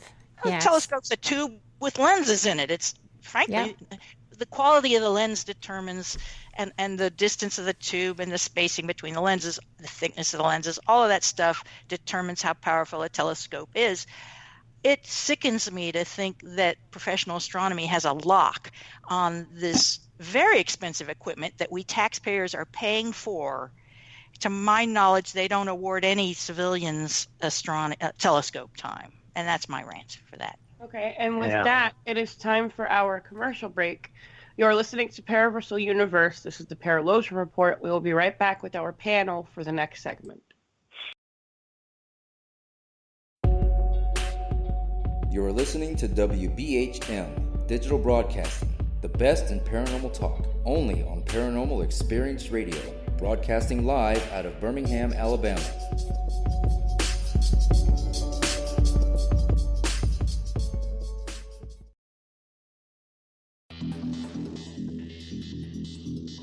Several U.S. presidents are on record talking about the UFO mystery. Yeah, Presidents Jimmy Carter, Ronald Reagan both had UFO sightings of their own, but the current presidential campaign might be the first in which UFO disclosure has been championed by a major party candidate.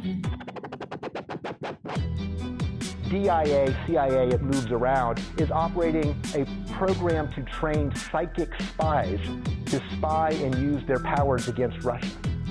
John Ronson writes about this in The Men Who Stare at Goats. The first known sighting of a ghost took place right after Abraham Lincoln was assassinated in the late 1860s during the administration of Ulysses Grant. Project Paperclip, Clinton releases it all in 1998. Possibly the unequal cooling of its surface. I say, do you still think it's a meteor, Professor? I don't know what to think. The metal casing is definitely extraterrestrial.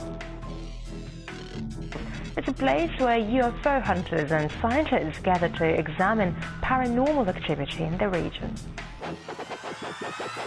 Some of the documents, this is bringing Nazi scientists into the United States to work here. So we fought against the Nazis, and it's not, this again is not a revelation. As early as 1947, 1946, we knew some of this, right?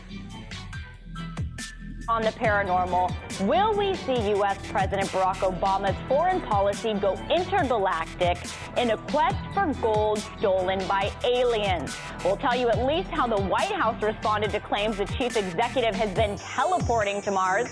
So let's get to today's Capitol account.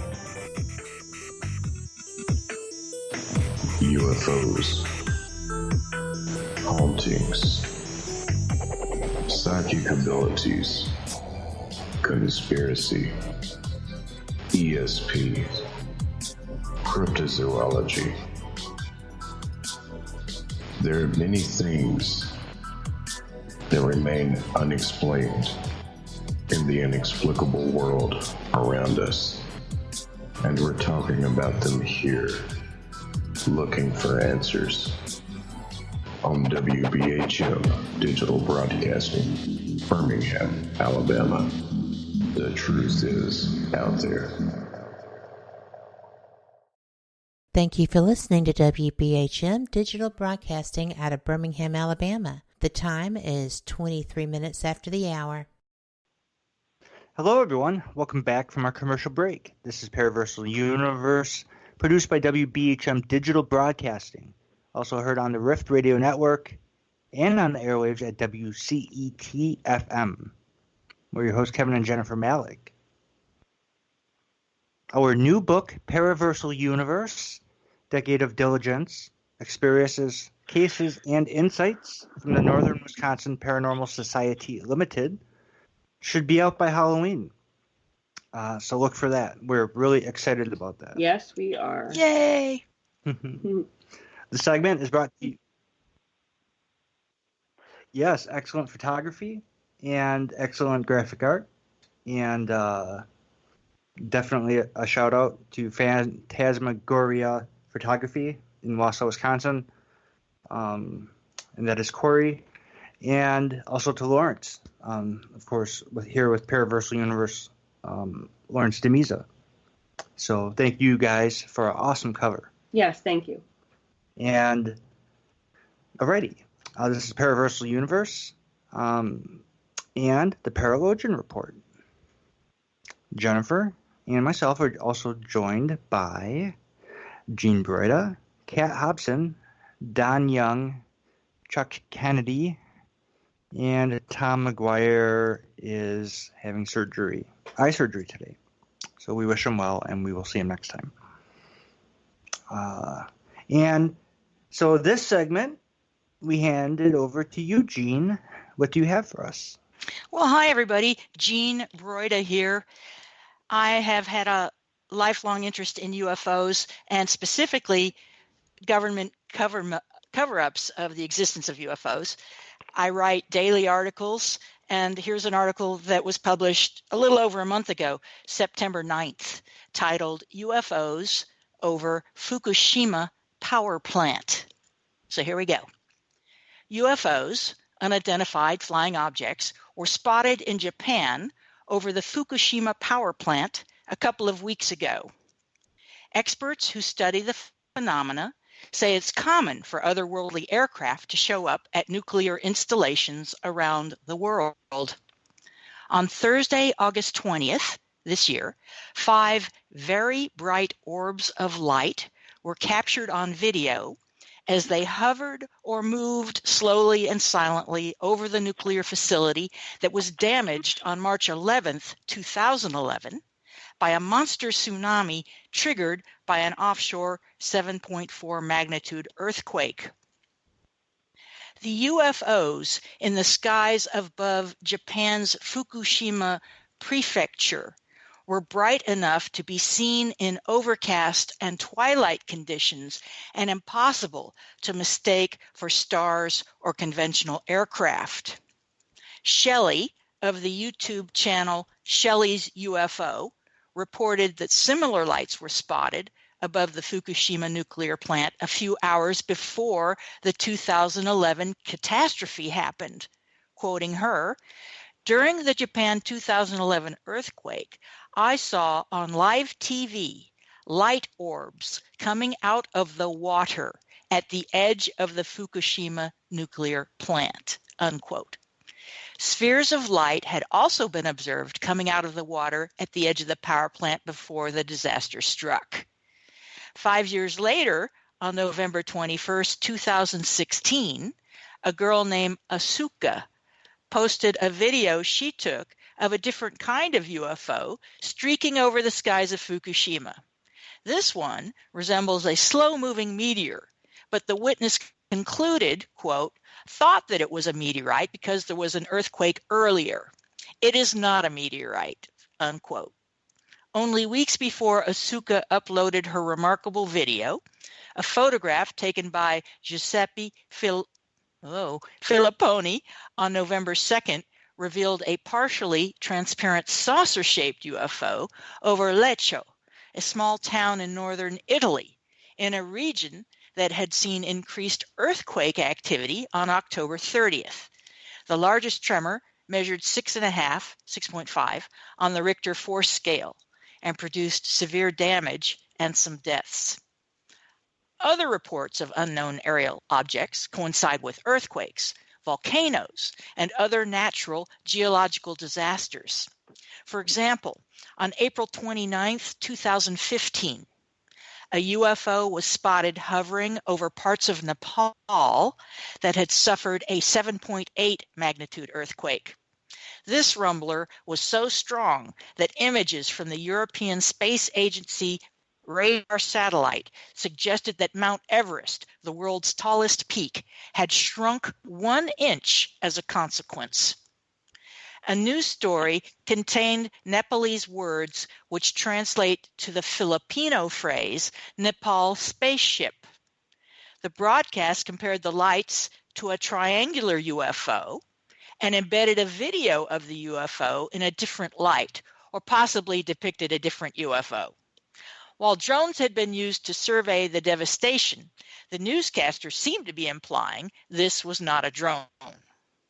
An Asian news outlet provided a video clip to the German media group NDR, which published it on YouTube after the March 2011 earthquake at Fukushima and the tsunami, to show the extensive destruction in the Fukushima nuclear plant.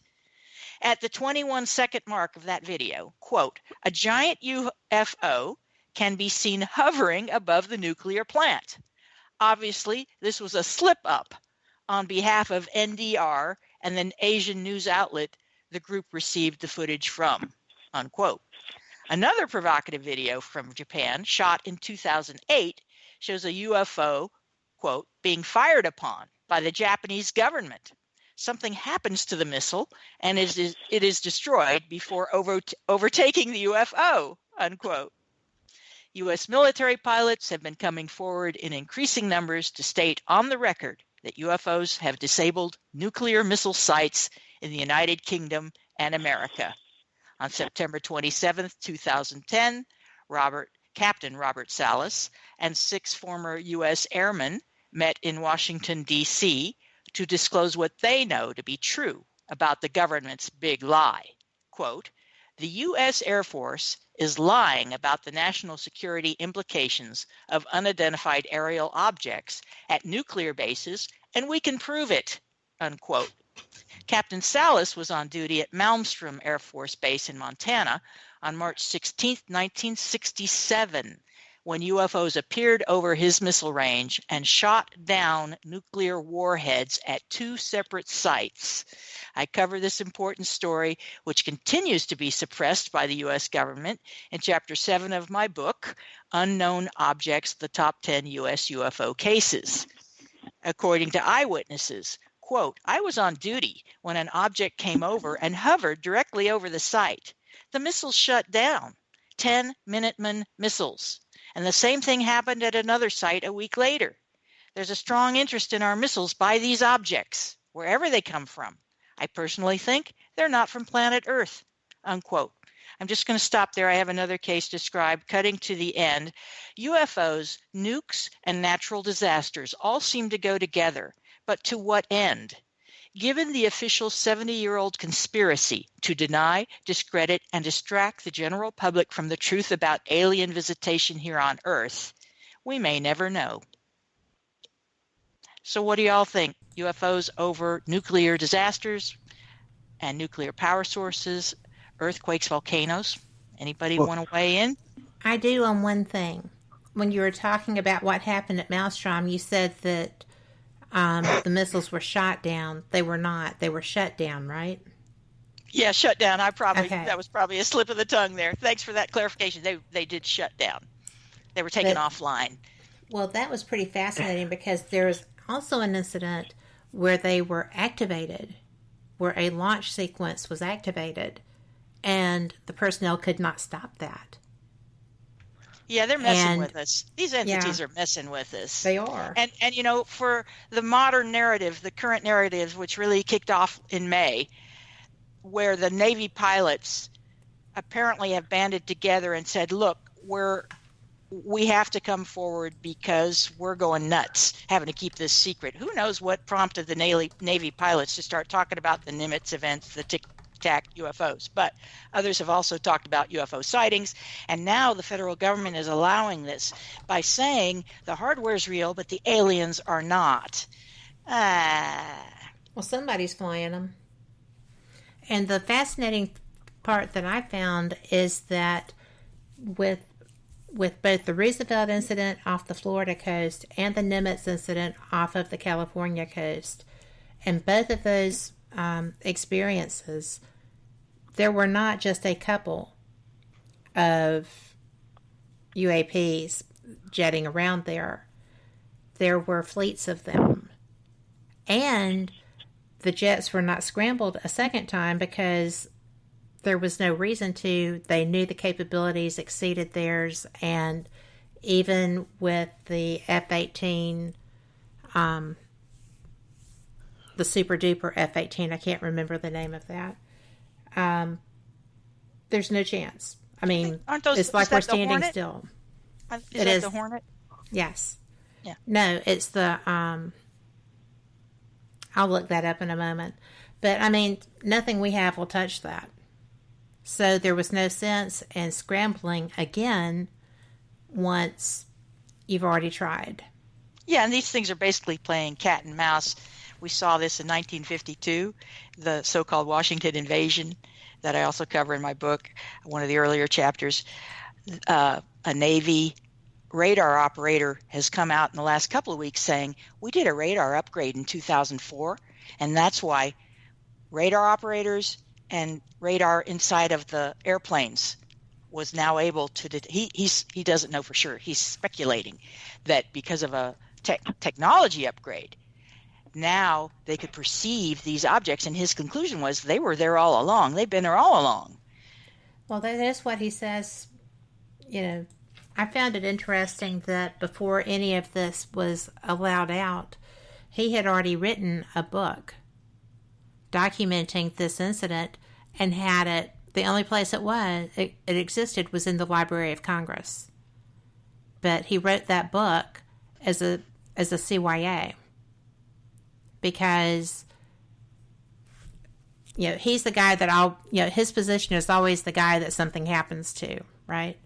So, you know, and it needed to be documented. Imagine if these people had not come forward, and the only reason that these videos were allowed to be released was because they were misclassified.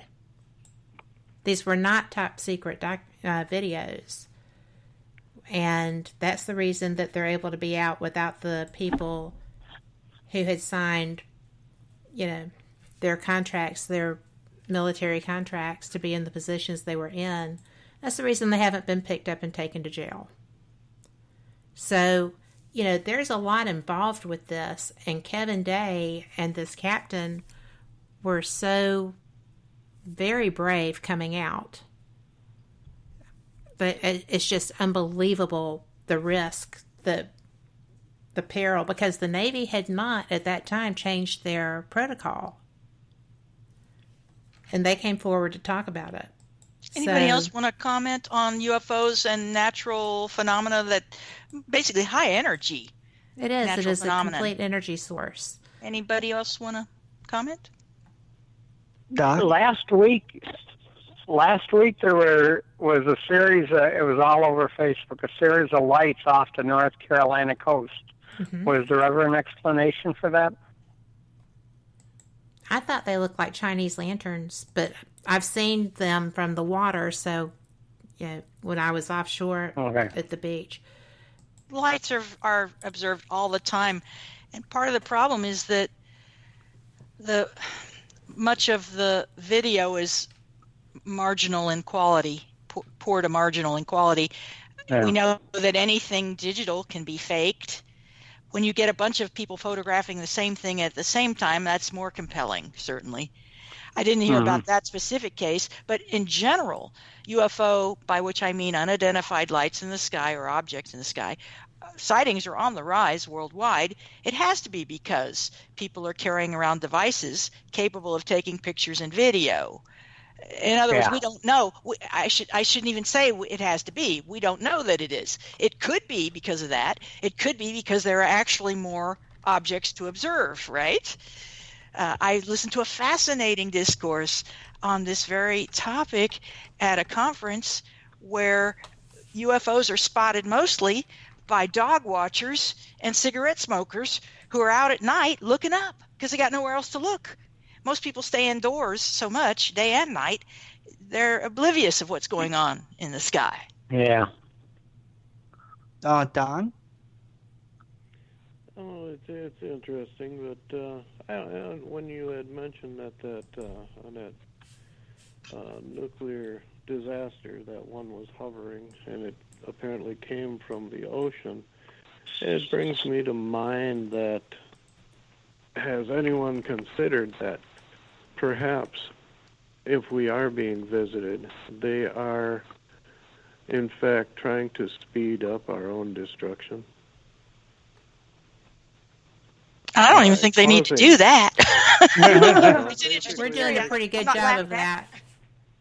Like just a simple thing like, they would have the advanced technology to cause a high wave or a tsunami that would take it out, and then they just hover across or on top of it and say, yeah, look at that, man. That's cool. Look what we did.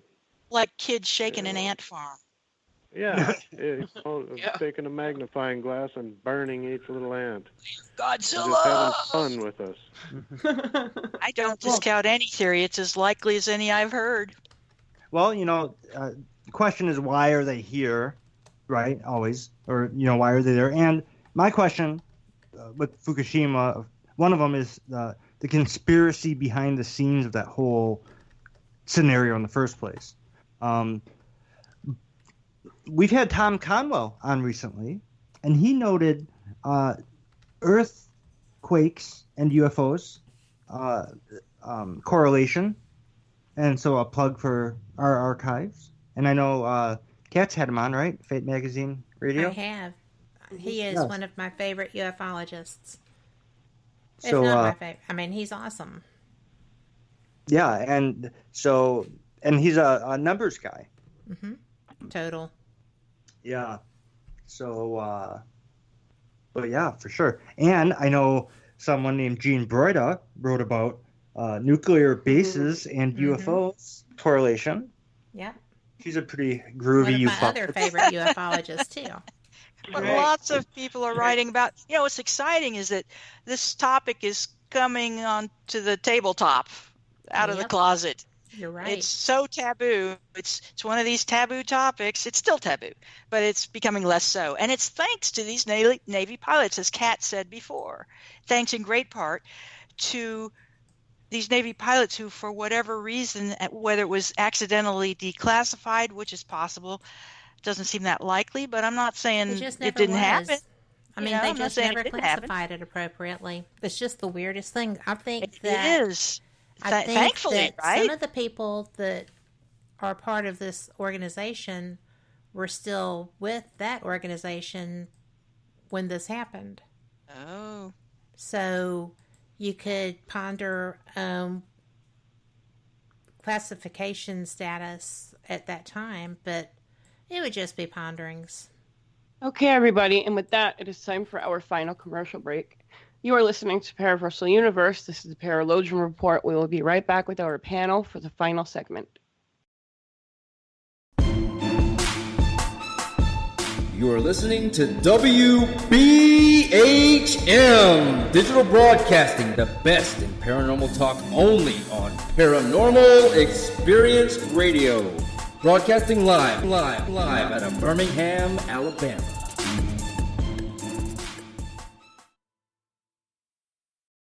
Abnormal Alabama presents Crypticon October 25th and 26th at the Board and the Wharf, Orange Beach. Bigfoot, the paranormal, authors and speakers, vendors, and your chance to experience the Psychomantium. There'll be a costume contest and much, much more. October 25th and 26th at the Board and the Wharf, Orange Beach. Get more info, directions, and tickets available now at abnormalalabama.com. That's abnormalalabama.com. Since 1948, Fate Magazine has brought you reports of the strange and unknown, all of them true. Fate Radio is carrying on that tradition, bringing you the unusual, macabre, strange, and bizarre. Join host Kat Hobson Sunday nights from 8 to 10 p.m. Eastern on WBHM Digital Broadcasting.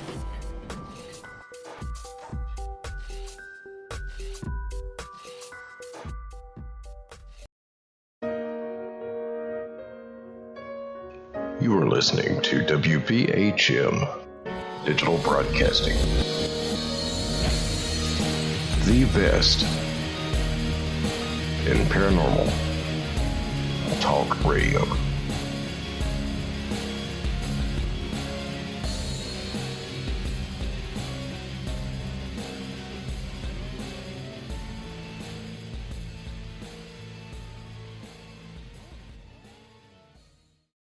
Thank you for listening to WBHM Digital Broadcasting out of Birmingham, Alabama. The time is 45 minutes after the hour. Alrighty, we're back, everyone. This is the Paraversal Universe, produced by WBHM Digital Broadcasting, also heard on WCET-FM and the Rift Radio Network. We're your hosts, Kevin and Jennifer Malek, and we're glad you're with us as always. There are some Facebook group pages we would like for you to check out. The Ultimate Conspiracies group page is one, which is about conspiracies, crimes, and corruption. Also, check out Lake Monstrosities, dedicated to aquatic mysteries and wonders. Feel free to join them both. We would love to see you there. Each network mentioned has group and like pages on Facebook as well, so check that out for upcoming content.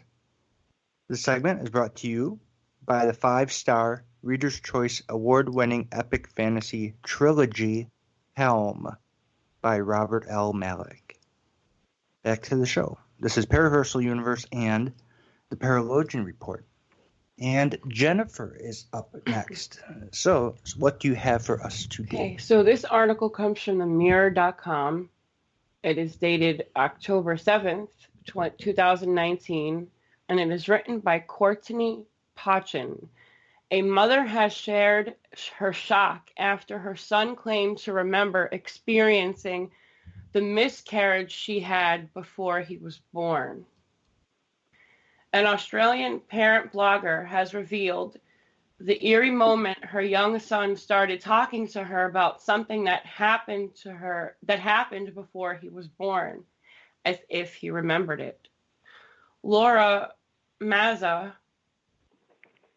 took to Facebook on Tuesday to share the conversation with her followers. She says her 4-year-old son, Luca, claimed to remember his mom having a miscarriage before she was born, explaining how he died in her tummy and became an angel before returning to her. In a post to her 200,000 followers, Laura wrote, "Before I was pregnant with Luca, I had heavy bleeding. I remember having a positive pregnancy test and then a few days later, bad pains and a heavy period.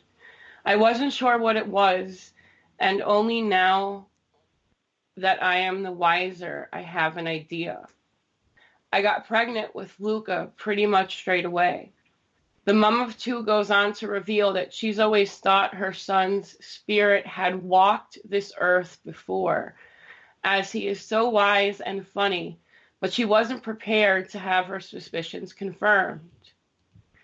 Tonight in a bath, he said something that really shocked me and made me truly believe he's an old soul.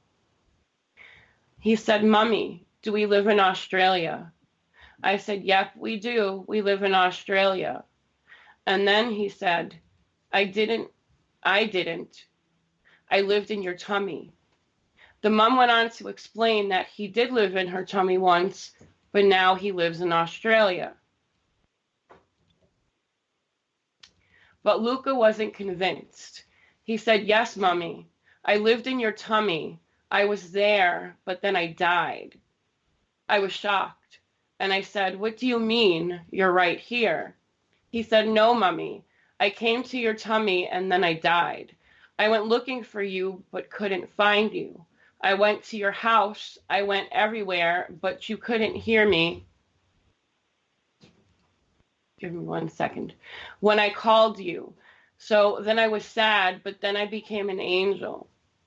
I missed you so I wanted to come back to you, so then I was a baby in your tummy again, and then I was born again."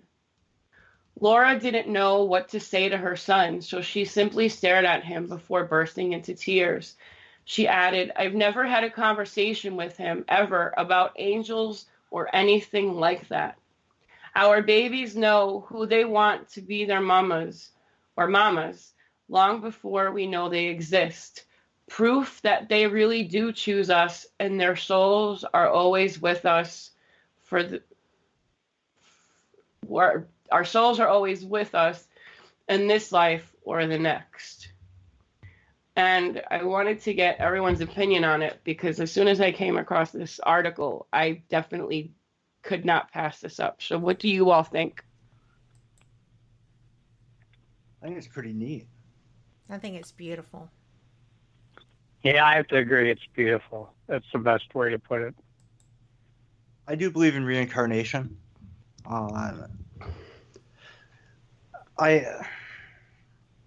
I'm not sure how everything works, obviously, but I'm aware of the different theories out there, and to me, I'll say reincarnation is plausible, and it's stories like this that really, when little, like, what was that other story we had? When the little kid who was able to go back to a village where he used to live and find out. Who killed him? The guy who killed him. That's right. Yeah, exactly. The guy who killed him. I mean, yeah. Children are amazing. Well, listen, I'm reading the comments below this article because we have the link. So here's the devil's advocate position, not mine. Okay. I'm quoting Green Day Gal 22 4 days ago. If children know who they want to be their parents before they're born, how come so many pick abusive or negligent ones? Mm-hmm. Oh, and you're asking the panel this? That's what this person asked. I think it raises a good point. Here's a feel-good story about a kid who, who told his mom, "I came looking for you." What's implied here is that the family had moved, or the mother had moved. I don't think we heard that part. But in any event, he couldn't find her, however, traveling the astral planes, and then ultimately did. Well, that's great. We love a story with a happy ending. But this person is saying, if children know who they want to be their parents before they're born, how come why would anybody pick a parent who was less than perfect, who didn't love them unconditionally? Because maybe they feel that their mission to be born is to show love for that parent and let that parent have an opportunity to change. Exactly. Yep. If a third so the child becomes the teacher parent, kind of. Yeah. Well, there you go. Well, there could be Walt another side to that one where it's often believed in the Inuit, the Cree, and the Iroquois that if you do a bad deed, you come back to be punished. So in another life, maybe that person was bad, so he came back in a new life to be in hell. So he's born new, but he's abused because in his life, his other life, he was the abuser. That like is a actually thing. a Buddhist thing as well as a native thing. And Walt says it could be, supporting that, it could be the best of their possible karmic starting point choices. I love that. Yeah, so do I. That's. Yeah. But I mean, when you talk about reincarnation, it's so vast. We hear so many stories on it now. It's becoming there's even almost common. It's like, look at that show, Ghost Inside My Child. What did that cover? Reincarnation. Yeah. When I do past life regressions on people, I brain map them, so I'm watching what part of their brain is active during the past life regression. And after doing 800 EEGs on different people, especially psychics and medium, I've identified what I call the region of psi, where psi activity comes through the brain. Now, I'm doing a past life regression on somebody, and I ask them what's 637 plus 942, and I see their frontal cortex light up, and I can tell they're trying to calculate the answer. Then I ask them in 10 words or less, give me a memory from your childhood, and they tell me their 5th birthday party, and I see their amygdala and their hippocampus light up because they're pulling a memory, and that makes sense. And then I say, now tell me a lie, any lie. And they tell me, Dr. Chuck, you're so good looking. And I can tell they're lying. And I see their right cingulate gyrus light up, which shows their imagination.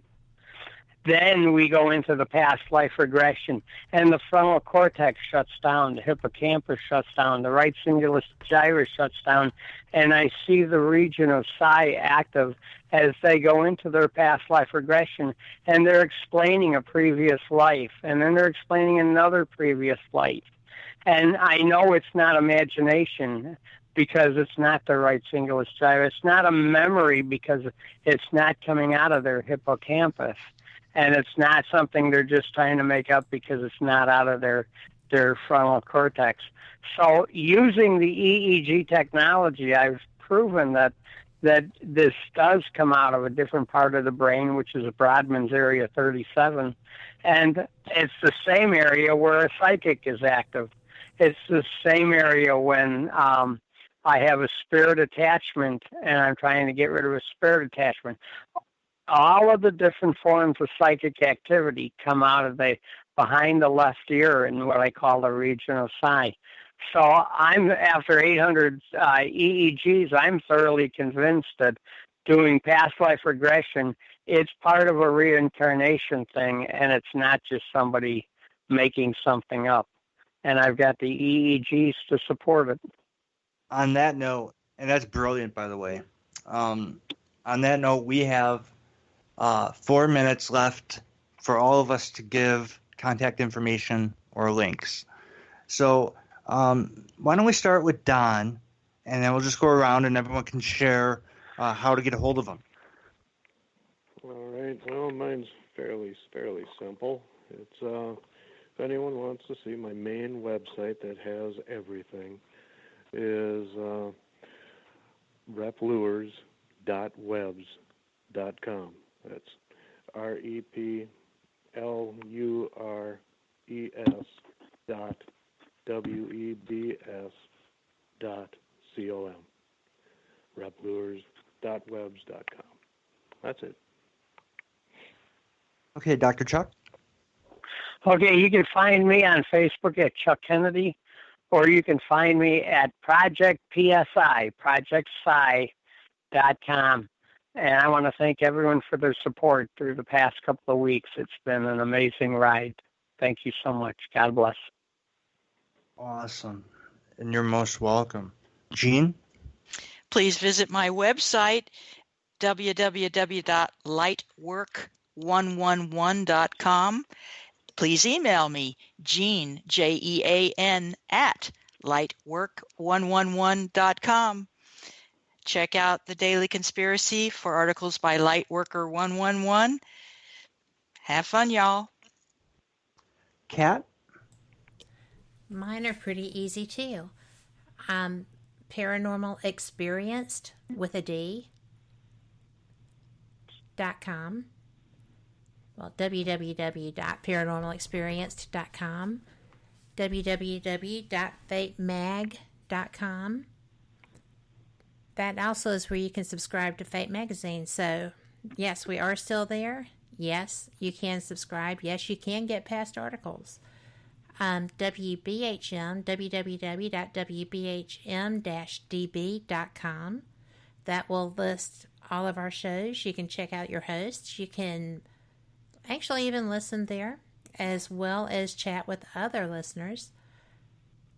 And you can find me also on Facebook, the American Noetic Science Research Studies. That's new. Just started doing it. It's pretty cool. And Facebook also, Paranormal Experienced with Kat Hobson, Fate Mag Radio, and you can just find me, Kat Hobson. Awesome. And you can find Jennifer and myself, of course, here at Paraversal Universe or at the Northern Wisconsin Paranormal Society Limited. And we'd thank our panel for being so awesome and informative. Thank you. We'll be back next week. We will be in Chicago for the Chicago Ghost Conference. Looking forward to that. Definitely. If you're in the Chicagoland area next weekend, come on down and say hi. We'll be there. Feel free to support any of the networks mentioned here tonight, as well as the Northern Wisconsin Paranormal Society Limited, 501c3 nonprofit organization, by donating. It's folks like you who ensure that now these excellent organizations will be here tomorrow. To the believer, the evidence is overwhelming. And to the skeptic, there will never be enough. Thank you. God bless you. Have a wonderful night and a weekend, and we'll see you here next time. Good night, everyone.